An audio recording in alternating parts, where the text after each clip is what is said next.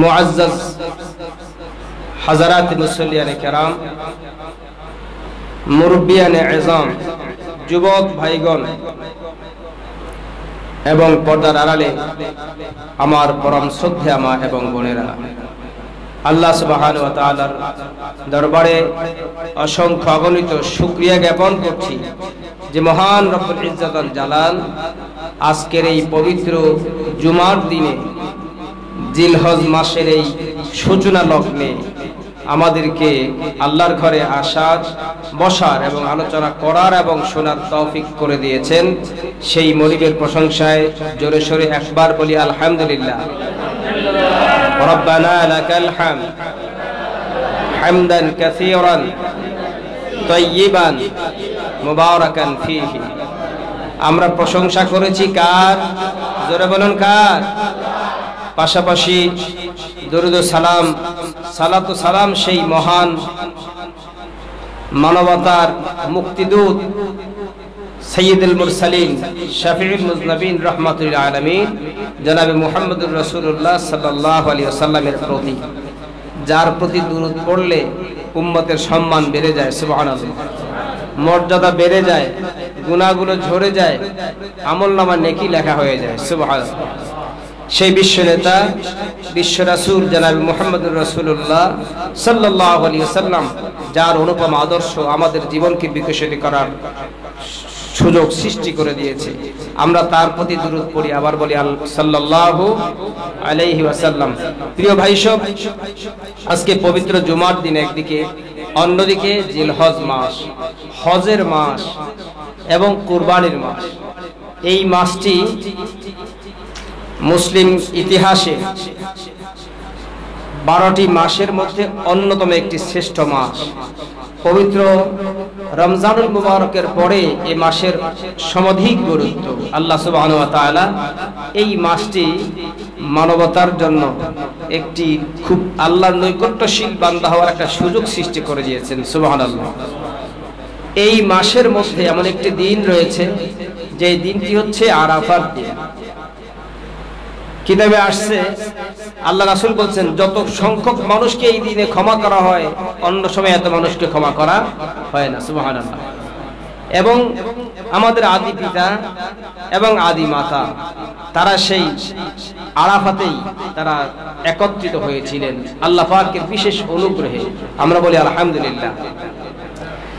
আমাদের আদি পিতা হযরতে ইব্রাহিম, হযরতে আদম আলাইহিস সালাম, আর আমাদের জাতির পিতা হযরতে ইব্রাহিম আলাইহিস সালাতু ওয়াস সালাম, যিনি ন্যাশনাল ফাদার, একেবারে বিশ্ব মুসলিমের জাতির পিতা। এবং আমাদের নাম যে মুসলমান, এটা অন্য কেউ রাখেননি। আমাদের নাম মুসলমান রেখেছেন কে? হযরত ইব্রাহিম আলাইহিস সালাম। আল্লাহ পাক কোরআনে কারীম বলছেন, মিল্লাত আবিকুম ইব্রাহিম হুয়া সাম্মাকুমুল মুসলিমিন। আল্লাহ পাক বলেন, ইব্রাহিম তোমাদের জাতির পিতা, আর ইব্রাহিম তোমাদের নাম রেখেছেন মুসলমান, সুবহানাল্লাহ। মুসলমান, আমরা পরিচয় আমরা মুসলমান। মুসলমান কাকে বলে এটা জানতে হবে কিনা? আল ইসলামু মুসলমান সুদান ও গর্দান নিহাদান বতাআত। মুসলমান হচ্ছে ওই ব্যক্তি যিনি আল্লাহ পাকের আদেশ এবং নিষেধের কাছে নিজেকে আত্মসমর্পণ করে দেয়।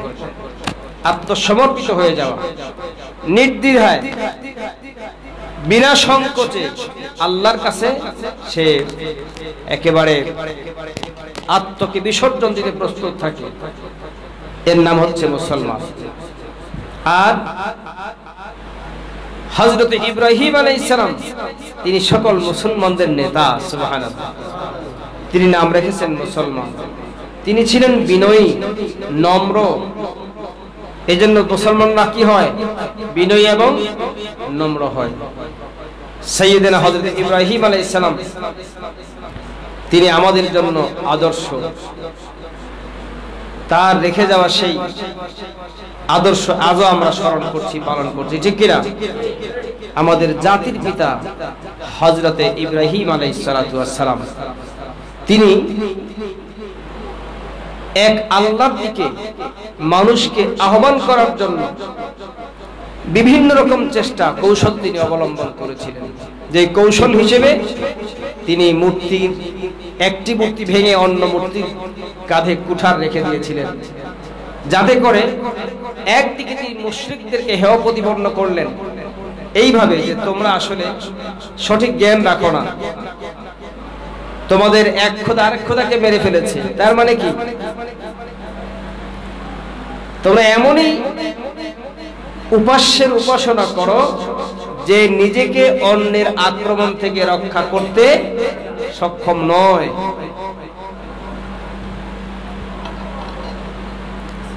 বস্তুত এই কাজের মাধ্যমে যেহেতু তারা ছিল মুশরিক, তাদের চিন্তা চেতনাকে নড়বড় করে দেওয়াটাই ছিল হযরত ইব্রাহিম আলাইহিস সালামের উদ্দেশ্য। সুবহানাল্লাহ। এরপরে আপনারা গত জুমায় শুনেছিলেন, আমি এই বিষয়ে আলোচনা করেছিলাম। তিনি বলছেন জাতিকে, দেখো ওই যে নক্ষত্র দেখা যায় সেটা আমার রব। আবার যখন সেটা ডুবে গেল বললেন যারা অস্তমিত হয়ে যায় আমি তাদের ভালোবাসি না। আবার তিনি বললেন চন্দ্রকে, সেটা আমার রব। আবার তিনি বললেন সূর্যকে, এটা আমার রব। কিন্তু যখন এক এক করে সব অস্তমিত হয়ে গেল তিনি অস্বীকার করলেন তাদেরকে রব মানতে। সুবহানাল্লাহ। এই সমস্ত কর্মকাণ্ডের মূল উদ্দেশ্য হচ্ছে মূর্তি পূজায় লিপ্ত জাতির মন মস্তিষ্কের ভিতরে একটা গন্ডগোল ধরিয়ে দেয়া, যাতে করে তারা চিন্তা করতে বাধ্য হয়। সুবহানাল্লাহ।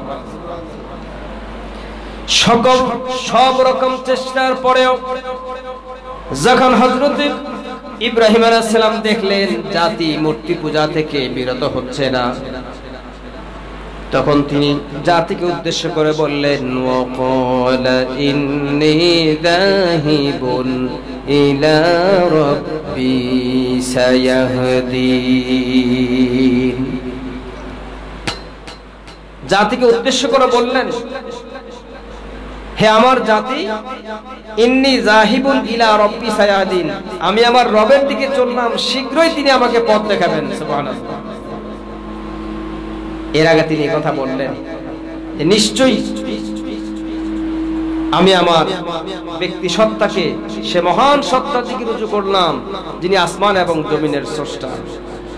তিনি যদি আমাকে দয়া করে পথ না দেখান আমি কি দেখতে পাবো? পাবো না। ইব্রাহিম আলাইহিস সালামের জীবনটাই ছিল পরীক্ষা। শুধু ইব্রাহিম আলাইহিস সালাম নয়, এই পৃথিবীর সমস্ত মুমিনদেরকে আল্লাহ পাক পরীক্ষা করবেন।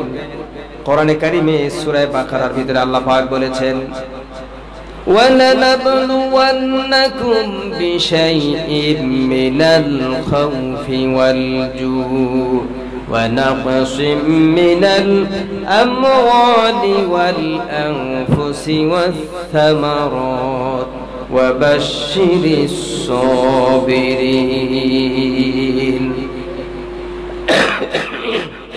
আল্লাহ পাক বলছেন, লানাবলুয়ান্নাকুম, অবশ্যই আমি তোমাদের পরীক্ষা করব। মিনাল, বিভিন্ন ভাবে বিভিন্ন প্রক্রিয়ায় পরীক্ষা করব। এক নম্বরে হবে কি? মিনাল খাউফ, ভয় ভীতি দিয়ে। আজকে সত্যের পক্ষে কথা বললে ভয় আছে না নাই? সত্য কথা বলা যায়? খুব কঠিন না? দেখেন ইসলামী বক্তা কি নাম যেন, আবু তহা আদনান, হক কথা বলেন তাই তিনি গুম হয়ে গেলেন। আবার রিসেন্টলি আরো একজন গুম হলেন। আলেমরা গুম হচ্ছে, লক্ষণ ভালো না খারাপ? ভালো না খারাপ? একদিকে লক্ষণ খারাপ,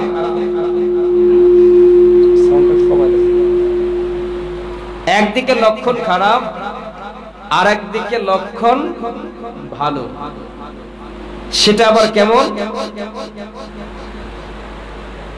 পরিচ্ছন্ন পানিতে মাছ শিকার করা খুব কষ্ট, আর যখন পানিটা ঘোলাটে হয়ে যায় মাছ শিকার করা সহজ হয় কিনা? কথা বলেন তো। রাত্রি যত গভীর হয় দিন তত কাছাকাছি চলে আসে, ঠিক কিনা? কথা বলেন না ভাই? রাত্রি যত গভীর হয় দিন তত কাছাকাছি চলে আসে না? তা আলেম ওলামা গুম হচ্ছে, এর আগে বিভিন্ন রাজনৈতিক নেতৃবৃন্দ গুম হতেন, নেতা কর্মীরা। এর মাধ্যমে বোঝা যায় দিনের সূর্য কাছাকাছি চলে আসছে। আলহামদুলিল্লাহ, ইসলামের বিজয় কেউ ঠেকাতে পারবে না। আজকে সত্য কথা বলতে বাধা, সত্য বলতে, সত্য বলার পরে নিরাপত্তামূলক পরিস্থিতির বড় অভাব রয়েছে, ঠিক কিনা? আল্লাহ পাক বলছেন প্রথমে পরীক্ষা হবে মিনাল খাউফ, ভয় ভীতি দিয়ে, এরপর ওয়ানাফসিম মিনাল আমওয়াল, মাল ফসল ফলাদি ধন সম্পদ নষ্ট করে দিয়ে আল্লাহ পরীক্ষা করবেন।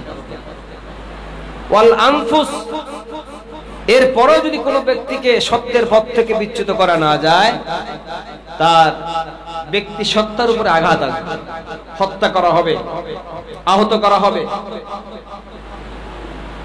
এরপরে আল্লাহ পাক বলছেন ওয়াসামারাত, ফলমূল, ফসলের ক্ষেত অথবা মাছের ক্ষেত অথবা ফলের বাগান, ফুলের বাগান, শস্য ক্ষেত্র, এগুলো নষ্ট করা হবে।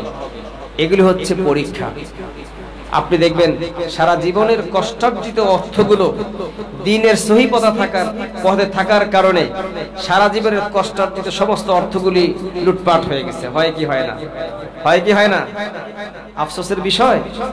আল্লাহ পাক বলেন বাবাশশিরিস সাবিরিন, এই সমস্ত বিপদ আপদ মুসিবত যখন আসবে, সবচেয়ে যারা ধৈর্য ধারণ করবে ও নবী, তাদেরকে আপনি শুভ সংবাদ দিন, জান্নাতের সংবাদ। তো ইব্রাহিম আলাইহিস সালাম বিভিন্ন ভাবে পরীক্ষার সম্মুখীন হয়েছিলেন। জাতির পিতা পরীক্ষা দিয়েছেন অসংখ্য, জাতির সন্তানদেরকেও পরীক্ষা দিতে হবে। কি হবে কি হবে না? হবে কি হবে না? সেই তারই ধারাবাহিকতায় কুরবানি একটা পরীক্ষা। কিন্তু এটা আল্লাহ পাক সরাসরি নির্দেশ না করে স্বপ্নের মাঝে একটু ইব্রাহিম আলাইহিস সালামকে টেস্ট করলেন। হযরত ইব্রাহিম আলাইহিস সালাম বললেন, হে আমার কলিজার টুকরা সন্তান, ইন্নী আরা ফিল মানামি আন্নী আযবাহুকা ফানজুর মাযা তারা। হে আমার কলিজার টুকরা সন্তান, ইন্নী আরা ফিল মানাম, আমি স্বপ্নে দেখি, আন্নী আযবাহুকা, তোমাকে জবাই করতেছি। সুবহানাল্লাহ বলবেন না? পিতা পুত্রকে বলতেছে। কোন পুত্রকে? যেই পুত্র 80 বছর বয়স পার হওয়ার পরে জন্মগ্রহণ করেছে, সারা জীবন সন্তান নেই, বৃদ্ধ বয়সে আল্লাহ একটা সন্তান দিলেন, সেই সন্তানকে নির্বাসনে পাঠানো হলো আল্লাহর নির্দেশ মতো। এখন নির্বাসন থেকে সন্তান উপযুক্ত হয়ে গেল, সেই সময় আল্লাহ বলছেন, স্বপ্নে দেখাচ্ছেন, আর সেই স্বপ্নটা পিতা তার পুত্রের কাছে শেয়ার করতেছে। আন্নী আযবাহুকা, আমি তোমাকে জবাই করছি, স্বপ্নে দেখছি। ফানজুর, তুমি ভেবে দেখো, মাযা তারা, কি করা যায়। জোরে বলুন না সুবহানাল্লাহ। একটা কাজ তিনি করবেন, ছুরি চালাবেন, জবাই করবেন পুত্রের উপরে। এজন্য পুত্রের সাথে পরামর্শ করে নিচ্ছেন। এখানে একদিকে তামাম বিশ্বের সমস্ত মানব মণ্ডলের জন্য একটা শিক্ষা, যে কোনো কাজে তোমরা পরামর্শ করো, পরামর্শের মাধ্যমে করো, ঠিক কিনা? আল্লাহ কোরআনে বলেছেন, আল্লাহ নবীর ব্যাপারে একটি কথা বলতে গিয়ে সেইখানে আল্লাহ পাক বললেন, ফাবিমা রাহমাতিম মিনাল্লাহি লিনতা লাহুম ওয়ালাউ কুনতা ফাযযান গালিযাল কলবি লানফাদ্দু মিন হাওলিক ফা'ফু আনহুম واستغفر لهم وشاورهم في الأمر। سبحان الله। আল্লাহ পাক বলেন, ও নবী, আপনি যে দ্বীন প্রচার করতে গিয়ে সুমিষ্ট ভাষী হয়েছেন, আপনি যে সুন্দর ভাষাভাষী হয়েছেন এটা আপনার নিজস্ব কারণে হয় নাই, ফাবিমা রাহমাতিন মিনাল্লাহ, এটা আল্লাহ পাকের রহমতের কারণেই হয়েছে। লাউ কুনতা ফাযযান গালিযাল কলব, যদি আপনি রূঢ় ভাষী হতেন, কর্কশ মেজাজি হতেন, কর্কশ ভাষী হতেন, লাম ফাদ্দু মিন হাওলিক, আপনার কাছে কেউ ঘেষতো না। কথা ঠিক না বেঠিক? আমি ইমাম সাহেব যদি আপনাদের সাথে মেজাজ করে কথা বলি, মানে একেবারে খুবই কর্কশ ভাষা ব্যবহার করি, আমার কাছে আসবে না। আর যদি ভালোবাসা দিই, মধু মেখে কথা বলি, কাছে আসার সম্ভাবনা কম না বেশি? কম না বেশি? আল্লাহ সে কথা রাসূলকে স্মরণ করে দিলেন। দিতে গিয়ে সেখানে তিনি বললেন ওয়াশাবিরহুম ফিল আমর, এবং দ্বীনের ব্যাপারে কোনো কাজে করার আগে তুমি কি করো? পরামর্শ করো। জোরে বলুন না সুবহানাল্লাহ। ইব্রাহিম আলাইহিস সালাম এই শিক্ষা দিলেন যে পরামর্শ এটা করণীয় উত্তম। তিনি সন্তানের সঙ্গে পরামর্শ করছেন। ফানজুর মাজা তারো, দেখো ভেবে দেখো কি করা যায়, আমি স্বপ্ন দেখছি তোমাকে জবাই করছি। হযরত ইসমাঈল আলাইহিস সালাম বুঝে নিলেন আব্বা নবীদের স্বপ্ন সাধারণ স্বপ্ন নয়, স্বপ্নে প্রাপ্ত আদেশ এটাও একরকম ওহী। সুবহানাল্লাহ। যেমন পিতা তেমন পুত্র, পুত্রকে উদ্দেশ্য করে এবার পিতাকে উদ্দেশ্য করে পুত্র এবার বললেন ইয়া আবাতি ফাআল মা তুমার সাতাজিদুনি ইনশাআল্লাহু মিনাস সাবিরিন। সুবহানাল্লাহ বলেন। সুবহানাল্লাহ। ইয়া আবাতি, ইয়া আবাতি, হে আমার পিতা, ইফআল, আপনি করুন, মা তুমার, যা আদেশ পেয়েছেন। সুবহানাল্লাহ। আল্লাহ দিলেন স্বপ্নে, আর ছেলে বলতেছে আপনি যেটা আদেশ পেয়েছেন। তার মানে কি? স্বপ্নে হলেও এটা একরকম আল্লাহ পাকেরই আদেশ। অতএব যেহেতু আল্লাহর আদেশ, আপনি সে আদেশ পালন করুন, বাস্তবায়ন করুন। জোরে বলুন সুবহানাল্লাহ। আপনার আমার সন্তান কি বলবে যে বাবা তুমি যে স্বপ্নে দেখছো আমাকে জবাই করো, সেটা করো? কোনদিন কেউ বলবেন? বলবেন কেউ? আমরা কোনদিন বলবো না, আমাদের সন্তানরাও কোনদিন বলবো না। বাংলাদেশে একবার এক ভদ্রলোক তার 6 মাসের শিশুকে জবাই করে দিয়েছিল। মনে আছে কারো? কারো মনে আছে? আপনারা কেউ জানেন না, তাই না? এই কুরবানির জন্য তিনি স্বপ্নে দেখছেন সন্তান কুরবানি, 6 মাসের সন্তান জবাই করে দিয়েছে। লোকটা এরপরে জেলে গেছিল, জানি না তারপরে কি হয়েছে। যাই হোক, আল্লাহ পাক মানুষের প্রতি কঠিন এবং কঠোর আদেশ চাপিয়ে দেন না। জোরে বলুন না সুবহানাল্লাহ। তাই তো তিনি হযরতে ইসমাঈলের বিপরীতে জান্নাত থেকে কুরবানির জন্য জন্তু জানোয়ার পাঠিয়ে তিনি মানবতাকে জবাই হওয়া থেকে তিনি রক্ষা করলেন। জোরে বলুন সুবহানাল্লাহ। পিতা এবং পুত্রের যে সংলাপ চলছিল, আপনি সেটা করুন বাবা, আল্লাহ যেটা আপনাকে আদেশ করেছে। কোরআনে কারীম বলছে ফালাম্মা আসলামা ওয়া তাল্লাহু লিল জাবিন।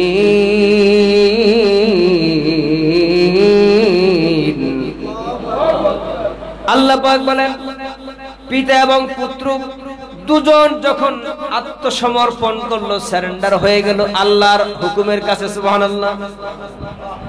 ওয়া তাল্লাহু লিল জাবিন, জাবহাতুন মানি কপাল, জাবিন কপালের এক পার্শ্ব। ওয়া তাল্লাহু লিল জাবিন, পিতা পুত্র পরামর্শ করে নিয়ে যখন জবাই করতে উদ্যত হলেন এবং কপালের এক পার্শ্বকে মাটির সঙ্গে স্পর্শ করে কাঁধ করে শুইয়ে দিলেন। আল্লাহ রাব্বুল আলামিন আসমানে বসে থেকে পিতা এবং পুত্রের সমস্ত কর্মকাণ্ডগুলো সব কুদরতি চোখে দেখছে। আল্লাহ পাক দেখে নিলেন যে আমার ইব্রাহিম কেমন, আর ইসমাঈলও কেমন, কেমন পাগল। আমি জবাইয়ের কথা একটু ইঙ্গিত দিলাম, আমার জন্য তারা জবাই হতে রাজি। জোরে বলেন সুবহানাল্লাহ। আর আজকের মুসলমান কিসের জন্য রাজি? কিসের জন্য রাজি? দিনের জন্য। জান কুরবান তো খুব দূরের কথা, 2-4 পয়সা চাইলে পরে সেখানেও কি অন্তর ঘামে না। সত্য না মিথ্যা? দিন ভালোবাসি, ইসলাম ভালোবাসি, কিন্তু পকেট থেকে টাকা বের হয় না। সত্য না মিথ্যা? রাসূল সাল্লাল্লাহু আলাইহি ওয়াসাল্লাম সাদা তুলতেন।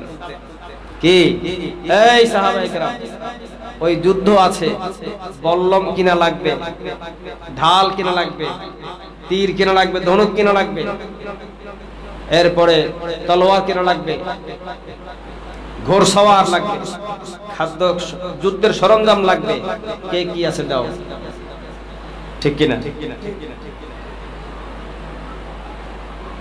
আর বর্তমানে আমরা তো ওইসব নাই যে পিস্তল কিনতে হবে ইসলামের জন্য, এটা কিনতে হবে, এগুলো আমরা করি না। মসজিদ মাদ্রাসা 2-4 পয়সা দিবে, সেটাই পকেট থেকে বের হয় না। আমাদের ঈমান কি? আর আমাদের বাবা, জাতির বাবা, তিনি সন্তান কুরবানি দিয়ে দিচ্ছেন। সুবহানাল্লাহ, সুবহানাল্লাহ। যখন আল্লাহ পাক বলেন ফালাম্মা আসলামা ওয়া তাল্লাহু লিল জাবিন, পিতা পুত্র যখন সারেন্ডার করলো, আত্মসমর্পিত হয়ে গেল এবং জবাই করতে উদ্যত হলো, তখন আল্লাহ পাক ডাক দিলেন ওয়া নাদাইনাহু আইয়া ইব্রাহিম। সুবহানাল্লাহ। ডাক দিলেন কে? ওয়া নাদাইনাহু, আমরা তাকে ডাক দিলাম। কি ডাক দিলাম? যে ইয়া ইব্রাহিম, হে ইব্রাহিম, قد صدقت الرؤيا إنا كذلك نجزي المحسنين। সুবহানাল্লাহ। قد صدقت الرؤيا, তুমি তো স্বপ্নটাকে সত্যে বাস্তবায়ন করে ফেললা। সুবহানাল্লাহ। এটা ছিল স্বপ্ন, কিন্তু সেটা তুমি কি বাস্তব রূপ দান করে ফেলেছো। থাক, আর দরকার নেই। ইন্না কাযালিকা নাজজিল মুহসিনিন, এমনি ভাবে আমি আমার মুহসিন বান্দাদেরকে পরীক্ষা করে থাকি, তাদেরকে নতিজা দিয়ে থাকি, তাদেরকে পুরস্কার দিয়ে থাকি। জোরে বলুন সুবহানাল্লাহ। ইব্রাহিম আলাইহিস সালাম মাঝখানে অনেক ঘটনা ঘটে গেল, হৃদয় বিদারক ঘটনা। ছুরি চালায় কিন্তু কাটে না। প্রথমে চিৎ করে শোয়ালেন, ছুরি চালাচ্ছেন, কাটে না। ইসমাইল বলতেছে বাবা আপনি আমাকে ভালো করে হাত পা গুলো বেঁধে নেন,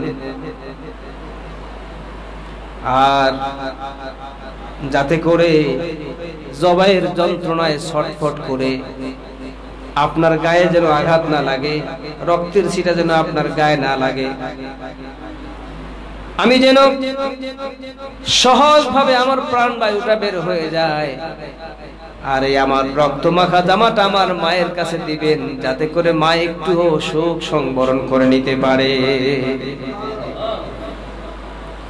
আপনি আমাকে উপর করে শুইয়ে দেন, কারণ আমি তো আপনার সন্তান। ছুরি চালানোর সময় আমার চেহারার দিকে তাকালে পড়ে আল্লাহর হুকুম পালন করতে আপনার কিছুটা হলেও বাধাগ্রস্ত হতে পারে। কেমন সন্তান, জোরে বলেন না সুবহানাল্লাহ।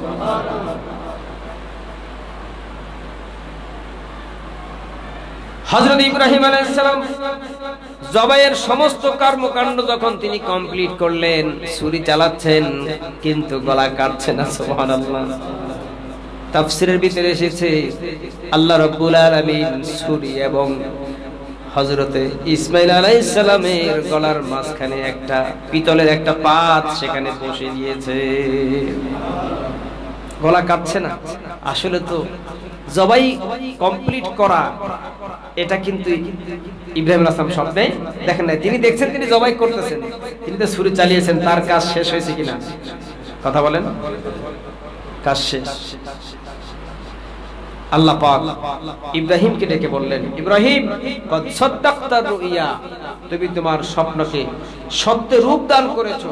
ইন্না কাযালিকা নাজজিল মুহসিনিন, এমনি করে পরীক্ষার মাধ্যমেই আমি আমার মুহসিন বান্দাদেরকে পুরস্কার প্রদান করে থাকি। সুবহানাল্লাহ। আজকে আমরাও কুরবানি করি, কিন্তু কি কুরবানি করি? পশু কুরবানি করি। অথচ ইব্রাহিম আলাইহিস সালাম কুরবানি করেছিলেন ইসমাঈল আলাইহিস সালাম কুরবানি হয়েছিলেন মনুষ্যত্ব যেটা আল্লাহর সামনে বাধা হয়ে দাঁড়াবে সেটাকে তরবারি দিয়ে কেটে টুকরো করে ফেলেছেন। সুবহানাল্লাহ। আমাদের কুরবানি সেটাই হতে হবে। আমাদের কুরবানি পশু কুরবানি নয়, মানবাত্মার ভিতরে যে একটা পশুত্ব রয়েছে সেই পশুত্বকে কুরবানি দিতে হবে। আমরা এখন মানুষ রূপে নেই, আমাদের মধ্যে এখন মানবতা নেই, মানুষ আকৃতিগত মানুষ আমরা আছি, কিন্তু সত্যিকার অর্থে আল্লাহ যে মানুষগুলি তিনি চেয়েছেন সে মানুষ আমরা হতে পেরেছি? কি বলেন, পেরেছি? কবি বলতেছেন, গর্ব সুরত আদমি ইনসা বুদে, গর্ব সুরত আদমি ইনসা বুদে, আহমদ বুলহব হাম এক সাবুদে। আকার আকৃতিতে দেখতে তো মানুষ সব একরকম, কিন্তু মুহাম্মদুর রাসূলুল্লাহ মানুষ আর আবু লাহাব মানুষ, পার্থক্য আছে না নাই? আছে না নাই? আমার ভাইরা, কুরবানি আমাদেরকে কি শিক্ষা দিচ্ছে? এটাই কুরবানি থেকে শিক্ষা পাওয়া যায় যে আল্লাহ যা চাইবেন সেটা যত কঠিন হোক না কেন চাওয়ার সাথে সাথে দিতে প্রস্তুত থাকতে হবে। ঠিক কিনা? ঠিক কিনা? এর নাম হচ্ছে মুসলমান, এর নামই হচ্ছে মুসলমান। আত্মসমর্পিত হয়ে যাওয়া। আসলামা, পিতা পুত্র দুজন আত্মসমর্পণ করে ফেলেছেন। সুবহানাল্লাহ। আমার ভাইরা, সেই জন্য এই কুরবানির মাসে কুরবানি থেকে শিক্ষা গ্রহণ করতে হবে, যাতে করে শুধু টাকা পয়সা নয়, ধন দৌলত নয়, আল্লাহর দ্বীন প্রতিষ্ঠা করার জন্য প্রয়োজনে নিজের জীবনটাও দিয়ে দেওয়া লাগতে পারে। পারে কি পারে না? পারে কি পারে না? জীবন দেয়া লাগলে দিতে হবে না? জীবনটা কার? কথা বলে না, জোরে বলুন, জীবনটা কার? কে দিয়েছেন? নিবেন কে? তারটা তিনি চাইলেই দিতে বাধ্য থাকিবে। দেখবেন বাংলাদেশ সরকার রাষ্ট্রীয় মুদ্রার ভিতরে লিখে দিয়েছে 5 টাকা বা 50 টাকা, 500 টাকা চাহিবা মাত্র ইহার বাহককে দিতে বাধ্য থাকিবে। টাকার ভিতরে লেখা আছে, পড়ছেন কোনদিন? চাহিবা মাত্র ইহার বাহককে দিতে বাধ্য থাকিবে। টাকার মালিকানা যার, এটা প্রাপ্য যিনি, চাওয়া মাত্র দিতে বাধ্য থাকিবে, রাষ্ট্রীয় আইন। তা আল্লাহ সুবহানাহু ওয়া তাআলা তিনি আইন করে দিয়েছেন, চাহিবা মাত্রই জান এবং মাল বান্দা তার প্রভুকে দিতে বাধ্য থাকিবে। বলে এই কথা কোন আয়াতে আছে? সূরা তাওবার 111 নম্বর আয়াত খুলে দেখেন। আল্লাহ পাক বলে দিয়েছেন, ইন্নাল্লাহা আশতারা মিনাল মুমিনিনা আনফুসাহুম ওয়া আমওয়ালাহুম বিআন্না লাহুমুল জান্নাহ ইউকাতিলুনা ফি সাবিলিল্লাহি ফায়াকতুলুনা ওয়া ইউকতালুন। আল্লাহ পাক বলছেন, নিশ্চয়ই আল্লাহ পাক মুমিনদের জান এবং মাল বেহেশতের বিনিময়ে ক্রয় করে নিয়েছেন, কিনে নিয়েছেন। এখন মুমিনদের কাজ কি? ইউকাতিলুনা ফি সাবিলিল্লাহ, তারা আল্লাহর রাস্তায় কতল করবে। আমি সরাসরি যে শব্দ কোরআন শরীফে আসছে সেটাই বলতেছি, ইউকাতিলুনা ফি সাবিলিল্লাহ। কাতালা ইউকাতিলু, আল কতলু মাজদার থেকে, আল কতলু হত্যা করা। তারা মারবে, কি করবে? মারবে। ফায়াকতুলুনা ওয়া ইউকতালুন, তারা মারবে এবং মরবে। মারতে গেলে মরা লাগবে না? আপনি একজনকে মারামারি করতে যাবেন একজনের সাথে, তাকে মারবেন, দু একটা লাগার সম্ভাবনা আছে না নাই? এমনও তো হতে পারে সে বেঁচে গেছে, আপনি মরে গেছেন। কিন্তু আল্লাহ বলছেন, এই জান এবং মাল এটা আমি বেহেশতের বিনিময়ে মুমিনের কাছ থেকে কিনে নিয়েছি। যখনই তার কাছে আমার যেটা প্রয়োজন হবে, এখন টাকার প্রয়োজন, মালের প্রয়োজন, আল্লাহ চাইবেন সাথে সাথে দিতে প্রস্তুত থাকতে হবে, মোটেও দেরি করা যাবে। আবার এখন জীবনটা দেওয়ার প্রয়োজন। বর্তমান বাংলাদেশে যে পরিস্থিতি বিরাজ করছে, আলেমরা গুম হচ্ছে, একটি মাত্র কারণ যে তারা হক কথা বলছে তাই। আজকে পার্শ্ববর্তী দেশ পরাশক্তি এই যে ভারত এবং বিশ্বের যে ইহুদিবাদী শক্তি, খ্রিস্টানবাদী শক্তি, এই সমস্ত শক্তির বিরুদ্ধে কথা বলে বিধায় পরবর্তী আরেকজন গণবী সাহেব তিনিও গুম হয়ে গেলেন, ঠিক কিনা? আমরাও যদি কোরআন হাদিসের মাধ্যমে আল্লাহ দ্বীনের পক্ষে কথা বলি, ইহুদিবাদী শক্তির বিরুদ্ধে কথা বলি, খ্রিস্টানবাদী শক্তির বিরুদ্ধে কথা বলি, ভারত তথা মুশরিক শক্তির বিরুদ্ধে কথা বলি, আমাদেরও গুম হওয়ার সম্ভাবনা আছে না নাই? লক্ষণটা কি? লক্ষণ হচ্ছে এই দেশে আমরা কোরআন সুন্নাহর সহি কথা বলতে পারবো না, এটা ইঙ্গিত দেওয়া হচ্ছে, ঠিক কিনা? কিন্তু আমরা কি থেমে যাব? থেমে যাব কোনোদিন? একজন দুজন আলেম কেন, হাজার হাজার আলেম গ্রেফতার করলে, রিমান্ডে নিলে, গুম করলে, হত্যা করলে বাংলার জমিন থেকে কোরআনের দাওয়াত বন্ধ করতে পারবে না। 1971 সালের যুদ্ধ শুধু সাধারণ মানুষ করে নাই, এই যুদ্ধে আলেমদের ভূমিকা ছিল কি ছিল না? ছিল কি ছিল না?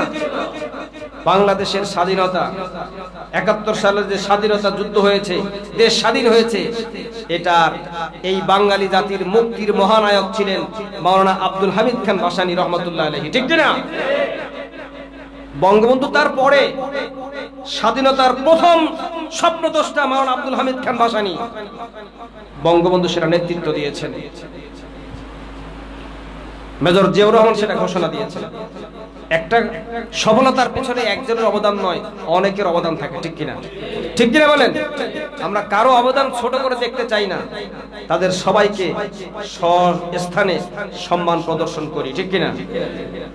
কিন্তু আমাদের এই ছোট্ট গরিব দেশ বাংলাদেশ, আল্লাহ পাকের একটা বিশাল রহমত এই দেশের উপরে আছে, বলেন আলহামদুলিল্লাহ। কি নাই আমাদের দেশে? দেখেন না, এই যে সমুদ্রের ইলিশ সারা বছর ধরতেছে, খাইতেছে, শেষ হয়ে গেছে কোনোদিন? হয়েছে কোনোদিন? আরে একটা মাছের দাম কত? একটা ইলিশ মাছ, আমি নিজে একটা মাছ কিনেছিলাম 3000 টাকার উপরে, প্রায় 2 কেজি ওজন হয়েছিল এই বাইপেল বাজার থেকে। তখন মাছের দাম সস্তা, যদি সস্তা না হইতো মাছটার দাম হতো 10 থেকে 12,000 টাকা, আমি কিনতে পারতাম না। একটা মাছ এরকম হাজার লক্ষ মাছ রেখে দিয়েছে সমুদ্রের মধ্যে আল্লাহ সুবহানাহু ওয়া তাআলা, সুবহানাল্লাহ। আমাদের দেশে গ্যাসের অভাব নাই, এমন কি অদূর ভবিষ্যতে স্বর্ণ পাওয়া যাবে এই জমিনের নিচে, সুবহানাল্লাহ। আল্লাহ পাক এগুলো লুকিয়ে রেখে দিয়েছেন। এ দেশের মানুষ যদি বুঝে, মানুষ যদি ভালো হয়, মানুষের ঈমান আকীদা যদি বিশুদ্ধ হয়, মানুষরা যদি কালেমার পতাকা তলে আসে, পৃথিবীর কারো কাছে হাত না পাতে, কেবল আল্লাহর কাছে হাত পাতে, মুমিনদের হাতে আল্লাহ যখন জমিনের দায়িত্ব দিবেন, তখনই তিনি স্বর্ণের খনি, হীরার খনি, লোহার খনি, কয়লার খনি, গ্যাসের খনি, তেলের খনি দিয়ে মুসলিম রাষ্ট্রকে সাহায্য করবেন, সুবহানাল্লাহ। কি আল্লাহ করতে পারেন কি পারেন না? আপনি বলেন তো, পৃথিবীতে যত তেল আছে, তেল সব দেশ অমুসলিমদের না মুসলমানদের? তেল আমাদের কাছে আল্লাহ পাক দিয়েছেন, আমাদের তেল নিয়ে ওরা ইঞ্জিন চালায় আক্রমণ করে আমাদের উপরে। এটা আমাদের ব্যর্থতার কারণে, আমাদের দুর্বলতার কারণে, আমাদের ঈমানের কমতির কারণে। এত ওয়াজ, এত নসিহত, কই মানুষ তো কোরআনের দিকে বেশি একটা আসছে না, কিছু সংখ্যক লোক আসতেছে। বর্তমান সময়টা খুবই খারাপ সময় যাচ্ছে, জনগণের হাতে এখন কোনো ক্ষমতা নেই। আছে কি? জনগণ এখন বন্দি দশায় আছে, সত্যটা মিথ্যা। আমার এই কথা আলোচনা তো নেটে যাচ্ছে, হয়তোবা আমি জিজ্ঞাসিত হব, গ্রেফতার হতে পারি, রিমান্ডে যেতে পারি, জিজ্ঞাসাবাদের মুখোমুখি হতে পারি, কিন্তু বাস্তব কথা তো সত্য। আমার তো মনে হয় আমরা জনগণ স্বাধীনভাবে কথা বলতে পারি না, এটা বড় কথা নয়। আমার দেশের যিনি প্রধানমন্ত্রী, হয়তোবা তিনিও পরিপূর্ণ স্বাধীন নন, তিনিও কারো না কারো কাছে নতজানু হয়ে আছেন। ইন্টারনেটে একটা দেখলাম, ছোট্ট একটা ভিডিও দেখলাম, যে ভারতীয় বাহিনী 300 মিটার বাংলাদেশ সীমানায় প্রবেশ করে তাণ্ডব চালাচ্ছে। এত খাতির কিসের? ভারত আমাকে খাওয়াবে? কি বলেন, খাওয়াবে? আমাকে খাওয়াবেন কে? কে খাওয়াবেন? আল্লাহ খাওয়াবেন। মুসলমানদের ঈমান আকীদা যখন বিশুদ্ধ হবে, মানুষ যখন শতভাগ আল্লাহ মুখী হয়ে যাবে, কোরআন সুন্নাহ মোতাবেক জীবন যাপন করবে, সবকিছু দায়িত্ব হাতে নিয়ে নেবেন কে? জোরে বলুন কে? আল্লাহ সুবহানাহু ওয়া তাআলা। আজকে পরিস্থিতি বড় খারাপের দিকে চলে গেছে অলরেডি। এই দেশটা, সবাই এই দেশটাকে নিয়ে ভাবে, এই দেশে কৃষি যদি নাই থাকতো এত ভাবে কেন? চায়না দৌড়ায় আসে এখানে, আমেরিকা দৌড়ায় আসে, ভারত দৌড়িয়ে আসে, আসে কি আসে না? তাহলে বুঝতে হবে এখানে কিছু একটা আছে, আসেনি তো আছে। যদি আপনি বলেন পৃথিবীতে সবচেয়ে শ্রেষ্ঠ ইমানদার ব্যক্তি কোথায় আছে, আমি বলবো সেটা আমার এই স্বপ্নের দেশ বাংলাদেশে আছে।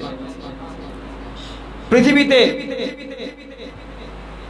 খাঁটি মুসলিম যদি থাকে হয়তো আপনি খুঁজতে হবে, কিন্তু আমার এই বাংলাদেশে আছে। পৃথিবীতে যদি আল্লাহর জন্য জীবন দিতে প্রস্তুত এমন সৈনিক খুঁজতে হয়, খুঁজে পাওয়া যাবে আমার এই বাংলাদেশে। একটু সময়ের অপেক্ষা, সবকিছুর পরিবর্তন হবে, হবেই হবে, কেউ ঠেকিয়ে রাখতে পারবে না ইনশাআল্লাহ। কারণ আল্লাহ পাক অত্যাচারিত নিপীড়িত জনগোষ্ঠীর আর্তনাদ তিনি এক সময় তিনি শুনেন এবং সে অনুযায়ী ব্যবস্থা গ্রহণ করেন। ঠিক কিনা? ঠিক কিনা? কয়েকদিন আগে নেটে দেখলাম ইসরায়েলে ভূমিধস। আপনারা কি দেখেছেন? ইসরায়েলে হঠাৎ করে একটা মার্কেটের সামনে বিশাল কয়েক বিঘা জায়গা নিয়ে 100-150 ফিট নিচে চলে যাচ্ছে মাটি। দেখছেন না আপনারা অনেকে? এগুলা কেন? ফিলিস্তিনিদেরকে কষ্ট দিচ্ছে। কেউ যখন এগিয়ে আসতে পারছে না, আইনের কাছে বাধা। ফিলিস্তিনিদের ব্যাপার এটা আমাদের বিষয় নয়, এভাবে সবাই এড়িয়ে যাচ্ছে। অথচ আসলে বিষয়টি শুধু ফিলিস্তিনিদের নয়, মসজিদে আকসা পৃথিবীর 150 কোটি মুসলমানের সম্পদ। ঠিক কিনা? পৃথিবীর 50টিরও বেশি দেশ, প্রায় 57টি মুসলিম দেশ যারা ওআইসি-ভুক্ত, অর্গানাইজেশন অফ ইসলামিক কনফারেন্স, এই সংস্থাভুক্ত 57টি মুসলিম দেশ থেকে একটা করে ঢিল ছুটলে তো ইসরায়েল পালাবার রাস্তা খুঁজে পাবে না। ঠিক কিনা? আমেরিকার ভয় করার কোনো কারণ আছে? কেন ভয় করবো আমরা? আমাদের কাছে যে অস্ত্র আছে সেটা কি ওদের কাছে আছে? বলেন আছে? আমরা আমাদের অস্ত্রের প্রতি খুব একটা নির্ভরশীল নই। আমাদের মন দুর্বল হয়ে গেছে, ঈমান একবারে নড়বড় হয়ে গেছে। নচেত আমাদের কাছে যে অস্ত্র আছে সেই অস্ত্রটা কি? পৃথিবীর শ্রেষ্ঠ অস্ত্র, লা ইলাহা ইল্লাল্লাহ। আপনারা বলবেন হুজুর এই জিকির তো বহুত শুনি, নাচতে নাচতে মঞ্চ ফাটিয়ে ফেলে, পীর সাহেবের গলা ধরে চেপে ধরে, জজবার চোটে। কি ধরে কি ধরে না? ধরে না? দেখছেন না আপনারা? নেটে দেখেন না? জিকির করতে করতে কাপড় কই গেছে খবর থাকে না। এরপরে বাসার আগায় উঠে ফালাফালি দৌড়াদৌড়ি আছে না নাই? বলবেন হুজুর এই জিকির তো চলছে বহুত, কই কোনো কাজ তো দেখি না। যখন যেখানে যেটা দরকার সেটা দিয়ে দেন কে? কে দিয়ে দেন? এমনও সময় আছে কোন দোয়া দুরূদ পারেন না, কিন্তু হক এবং বাতিলের হার জিতের লড়াই, শুধু কালিমা পড়ে একটা ফু দিবেন, দেখবেন কি বিশাল একটা কারিশমা ঘটে গেছে। সুবহানাল্লাহ। এই কালিমার অ্যাকশন আছে না নাই? আছে না নাই? বলেন লা ইলাহা ইল্লাল্লাহু মুহাম্মাদুর রাসূলুল্লাহ। লা ইলাহা ইল্লাল্লাহ, লা ইলাহা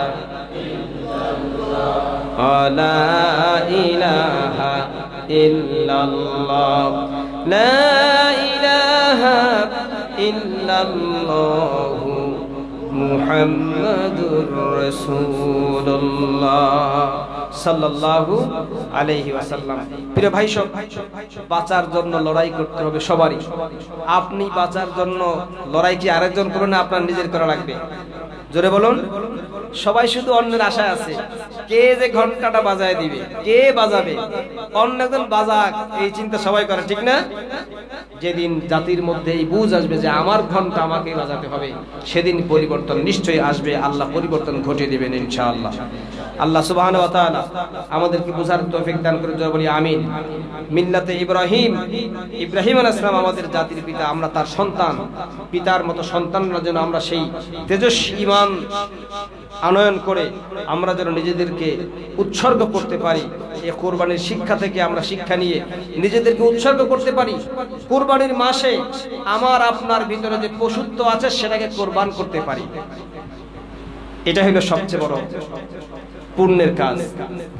আমরা সবাই তো পশু কুরবানি দিতে পারবো না, কিন্তু আমরা সবাই যদি ইচ্ছে করি আমার মনের পশু কুরবানি দিতে পারবো কিনা? কি বলেন, পারবো কিনা?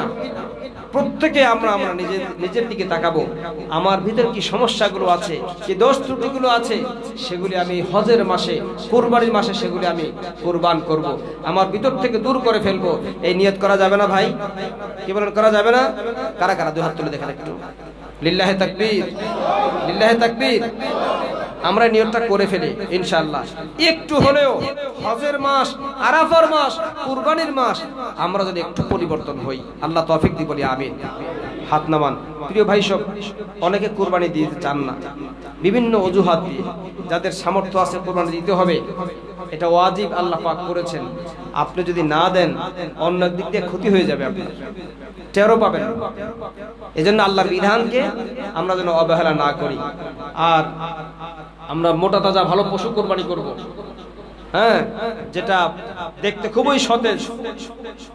কোরবানির মাধ্যমে আল্লাহ পাক তো গোশত খান না, আল্লাহর কাছে কিছুই পৌঁছে না। আল্লাহ পাক বলছেন লা ইয়ানালাল্লাহু লুহুমুহা ওয়ালা দিমাউহা ওয়ালাকিন ইয়ানালুহুত তাকওয়া মিনকুম। কুরবানির পশুর রক্ত এবং গোশত কোনোটাই আল্লাহ পাকের কাছে পৌঁছে না, কিন্তু তোমাদের তাকওয়াটা, আল্লাহ ভীতি, আল্লাহর প্রতি যে মায়া মহব্বত, আল্লাহর বিধানের প্রতি তোমাদের যে একটা অকুণ্ঠ সমর্থন, সেটা আল্লাহর কাছে পৌঁছে যায়। সুবহানাল্লাহ। আসুন আমরা কুরবানি